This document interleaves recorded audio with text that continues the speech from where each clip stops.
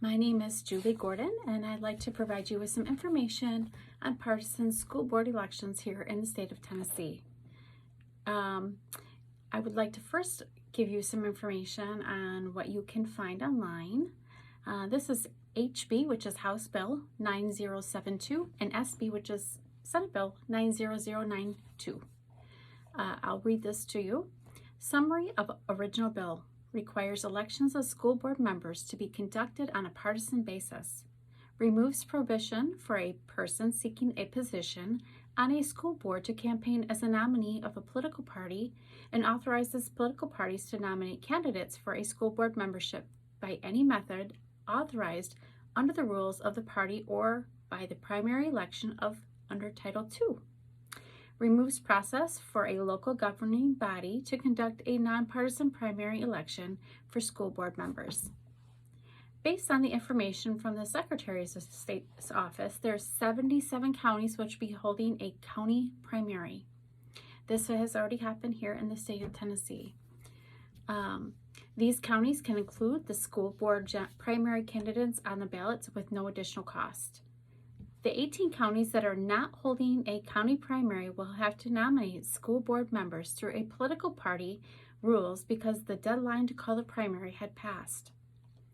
Any future actions of the 18 counties to call a primary in order to hold a primary election for school board members will result in an unknown permissive cost to local government.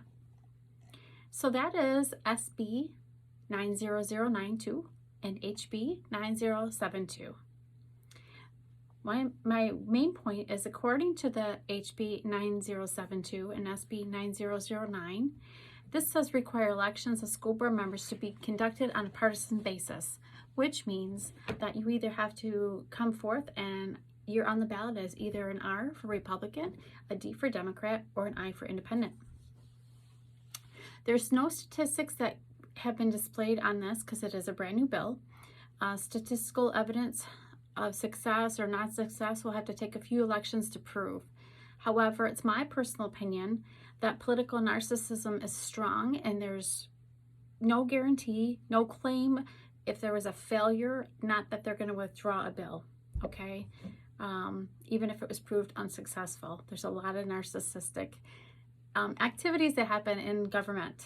So what I can personally say is, myself, I have been to the local county election commission and I requested documents and received copies of a few school board candidates, and this shows that their voting record.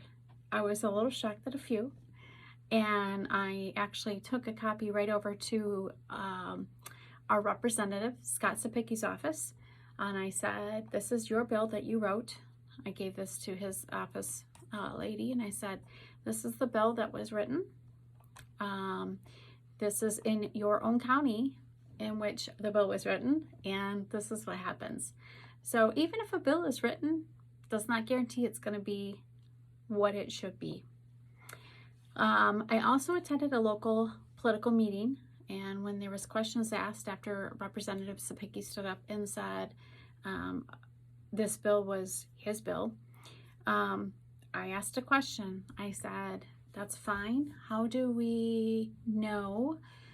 You're saying that this is a school board member. They're vetted by either the Democrats or the Republicans, or they're an independent. How does the party that runs these individuals hold them accountable?" There is no accountability. Like a lot of things in government, there is no accountability. So it doesn't matter what's written on paper. There's just no accountability. I really believe that this just is not a good bill, okay? After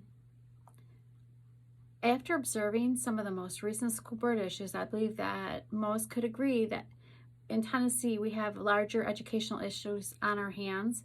We have a shortage of educators with no cost of living increases in their payment for payroll, and we have many undereducated subs in the classrooms, and we just don't have the money here for the tools for these educators or the students to be successful in the classroom.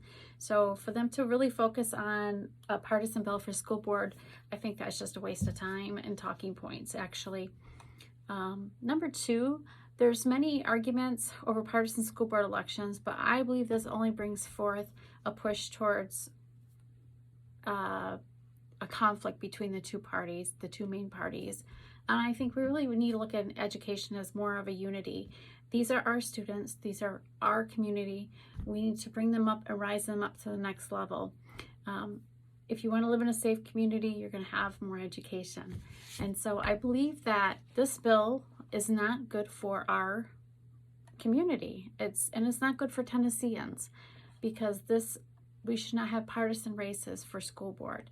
These are parents that are sitting on school boards. These are grandparents that are sitting on school boards. We just have a focus on the students, and that's where we're losing the base. We're losing focus on the students and bringing politics into it. It should never happen. Thank you so much, and I hope you can leave me some good feedback.